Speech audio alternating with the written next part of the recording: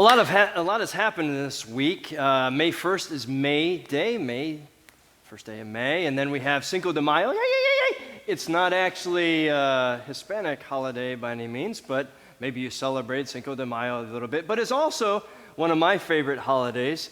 May the 4th be with you. And so, for those of you who have no idea what I'm doing right now, that's okay. My kids often think the same thing. There's a Star Wars series called The Mandalorian. Thank you. This is the Mask of Din Djarin, who is the central figure, along with Grogu, his young Yoda-like creature. And thank you. But the Mandalorians are a persecuted, marginalized people. They've lost their planet. They've lost most of their population, most of their former glory.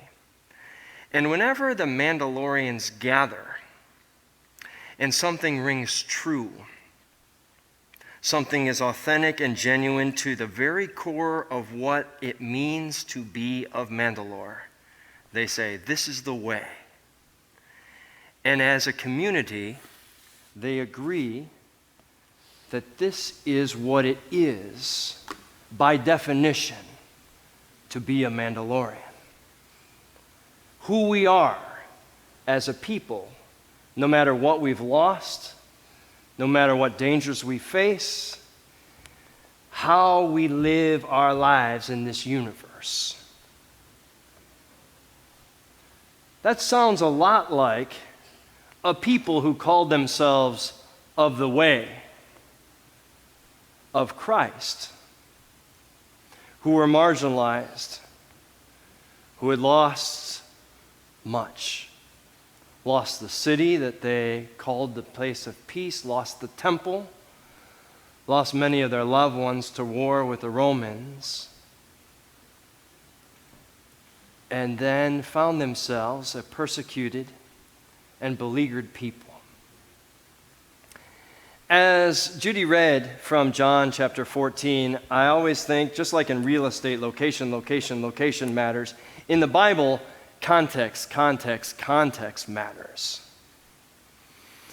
Just prior to today's text, Jesus had been in an upper room. You may have remembered this sometime in your readings or Sunday school. Jesus is gathering his disciples together. John tells us a little differently than the synoptics that it is the eve of the Passover instead of the Passover meal itself. And as they're gathering for what should be a great celebration of liberation, of God's power moving them through, of thanksgiving for all that God has done to save and redeem the people of Israel from the powers of the world that are much bigger than themselves, he kneels down, takes a towel and a basin, and wipes the grime and dirt off their feet, saying, I command this to you. You must love one another as I have loved you. You want to be great? Be willing to be a servant and lowly to all. And by the way, just as an aside, it's not a lesson Jesus came up with on his own. A chapter before, somebody else washed his feet. Mary, the sister of Lazarus, with her perfume of nard that fills the air and wipes him with her hair, his feet with her hair. A generous act of love and being present in the moment in a way that was powerful to all the disciples who had heard it. So as Jesus is talking to the disciples today in this text in what is actually known as the farewell discourse, it's the longest speech of Jesus anywhere in the Bible, spanning several chapters of John's gospel. As Jesus is talking, he says to them, don't let your hearts be troubled. Now wait a minute, time out. We've got some problems here right off the bat, because Jesus has just gotten done telling them, hey, one of you is going to betray me. And they're all looking around like, what? Not me. Maybe it's this guy. And then he says, You're going to pretend, you're going to scatter, and you cannot go where I'm going. To which Simon Peter, who's usually impulsive and ready to roll, right? Simon says, Lord, I've got you. Wherever you go, I'm going. Even if I got to die, I'm with you. Jesus says, whoa, whoa, whoa, Simon, hold the phone. You're going to pretend like you never even met me. And all the other disciples, I'm sure, are like, whoa, what's going on here? Where I'm about to go, you can't follow me. And they're all confused. What is he talking about? I mean, hadn't we just rolled into town with this parade of people and palm branches? Everything's going great.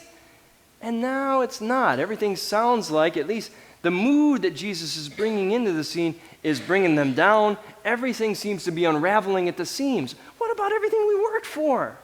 And then Jesus starts to talk more.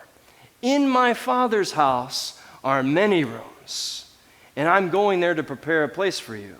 Oh, this sounds better. Okay, all right. A mansion, a heavenly mansion, or is there an ocean view? Are there a lot of steps? I don't like steps. Hey, can I have the corner room? This isn't sounding too bad, at least at first. And then he says, I'm going to go there to prepare a place for you, that where I am, where I dwell, where I abide, there's going to be a lot of abiding language through this whole discourse, a lot of oneness, that where I dwell, you also may dwell. So I'm going to return to you to take you, oh goody, to the mansion. No. Huh? I'm going to return to take you to myself. What? Wait, I thought we were talking about a house with rooms. No, I'm going to return to bring you to myself. Huh. It's no wonder the disciples are a little confused. And he says, you know the way that I'm going. To which Thomas says, I don't know about these guys. I have no idea what you're talking about. What way do you mean? To which Jesus famously says, I am the way, the truth, and the life. No one comes to the Father but through me. And then, as if that sums it all up nicely in a neat bow, and that should be the end of the discussion, everybody then should understand, okay, we got it now. Jesus says that they have seen the Father, and if they've seen him. And Philip says, Lord, just show us the Father. Just make it plain. To which Jesus is pretty much exasperated. He said, Philip, have you been traveling with me all this time, and you still don't know me? If you've seen me and the way I've been living amongst you, seen the things I've said, heard the things I've said, the way I've loved, you've seen the Father. It's one and the same path. But they still don't quite get it, and he sees their faces, sometimes like I might see yours during an extra long sermon. And he says, all right, Philip, listen. If you don't believe me based on what I'm saying, at least believe because of the works you've seen. I'm going to pause there. Because the shadow side of this text, the way, the truth, and the life, no one comes to the Father but through me, is often lifted out of the context of this text and is used very differently than Jesus is using it right here. Jesus is basically saying, listen, guys, they're going to arrest me, they're going to kill me, and you guys are going to be scattered to the winds. It's going to be difficult.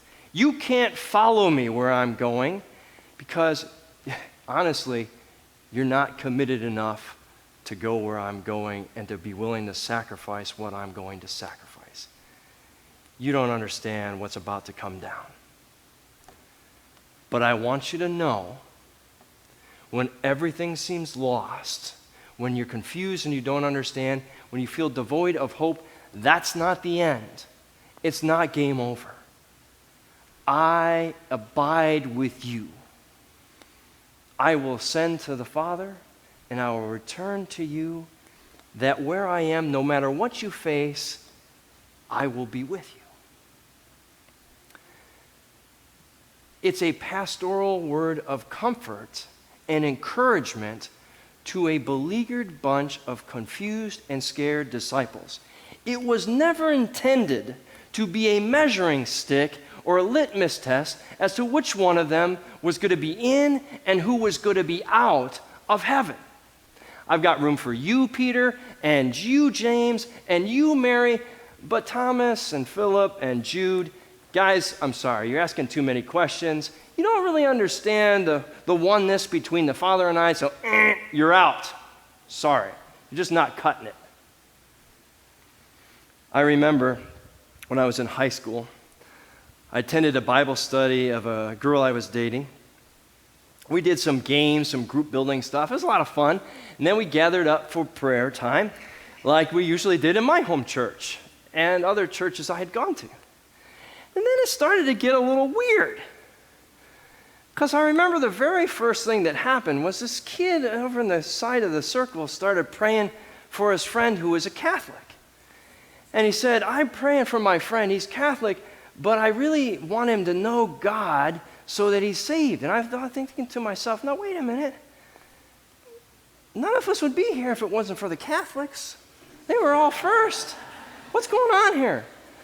And then another girl's praying and she's saying, well, my friend's Jewish, but she doesn't know God in the way she needs to know God, so I pray for her salvation too. I'm thinking, oh, wait a minute. What is going on here? And then one of my best friends, after this prayer meeting, tells me, you know, this kid from this prayer group, while we were playing, he rides a bus with us, we're playing, and out of the blue, after we had gone to church camp, he says, Mike, how do you feel that your mom's going to hell? Because she's not been saved. Now, we were about 15.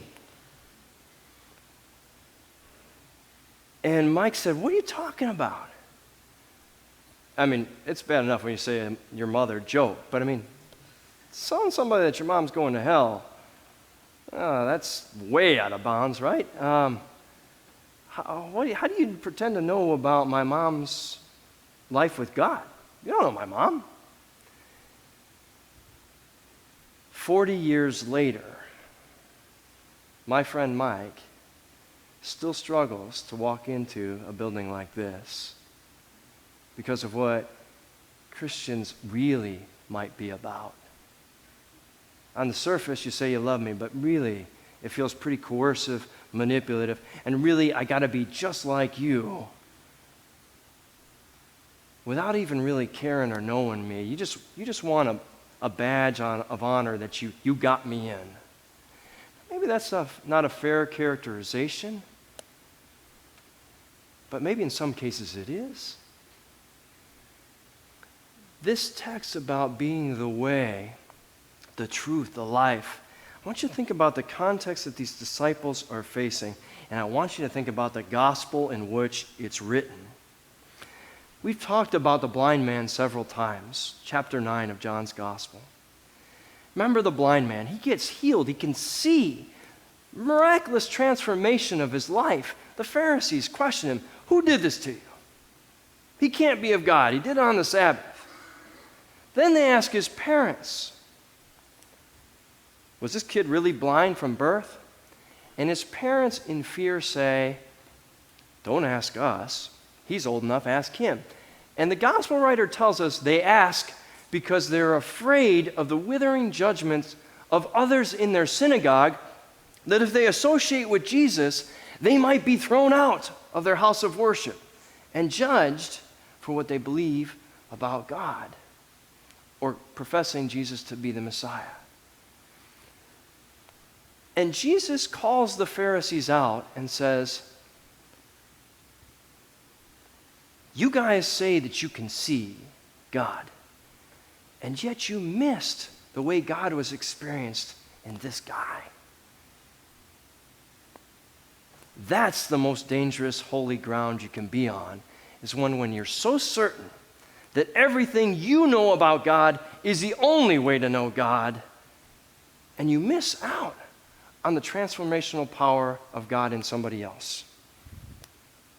I bring these shadow sides in because I want to be truthful with you in that this kind of interpretation of John 14 has been one of the most troubling, biggest struggle questions in my own faith journey my entire life. I remember one other time we were in college. We were on a mission trip. We were working together on a roofing project in Kentucky. And at the end of one of the days, all of us had gathered. We were kids of other faiths, different faiths, agnostic, atheists. We had a girl from Japan, an exchange student who was Buddhist, and a young Jewish woman. And a couple of my friends, who are now also pastors, were talking about heaven and talking about life and knowing God. And one of them, a little stronger evangelical bent, said, well, you've got to know Jesus to go to heaven. It's the only way. John 14:6. And Jory, a young Jewish woman, said, well, what about our faiths? Pointing to Soki from Japan, and she's Buddhist, I'm Jewish. And he said, I'm sorry. That's the only way. So then she turns to me, Scott, what do you think? I'm like, oh boy. And before I got everything out that I wanted to say, this is what I remember me saying. For me, Jesus is the fullest expression of God. But before I got to say anything more, I see the tears welling up in Jory's eyes, and she bursts out of the room. And I'll never forget that moment. I'm sure she may never forget it either. I fear she may never forget it. Because what she wanted to know is, are you guys really going to stand there and be dismissive of my experience with the divine and the world because you're so certain about something that no human being can be fully so certain about, God, that you're going to be dismissive of any experience I've had with faith in my life? And she was wounded, terribly wounded in that moment. And as I look back on it, as I think about this sermon today, I thought the irony that a couple of white middle-class Christians had the audacity to tell a girl who was the faith of Jesus that maybe her experience with God wasn't enough. Wow. Wow. Jesus is trying to comfort his disciples in the midst of judgment and fear and worry. And he's trying to tell them more than anything, whatever happens to you, whatever persecutions you face, I'm with you. The love that I've shown you, love one another, is the way.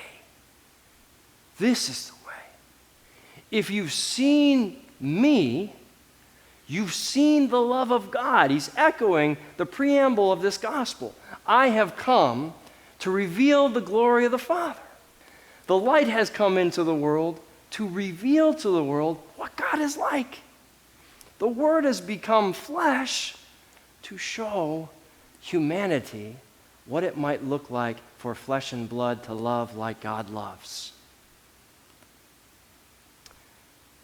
Jude, or Judas, not Judas Iscariot, the other Judas, asks a telling question at the end of this text. He says, Lord, how is it that you're going to reveal this all to us, this small group, but not to the world? Again, it tells me this text isn't meant to be a dogmatic checklist of things you've got to do. And Jesus tells him, you want to know what he tells him? He says, if you love one another, those who have loved as I have taught them, abide in the Father as I abide in the Father. What is it that'll get you through? The way of the cross.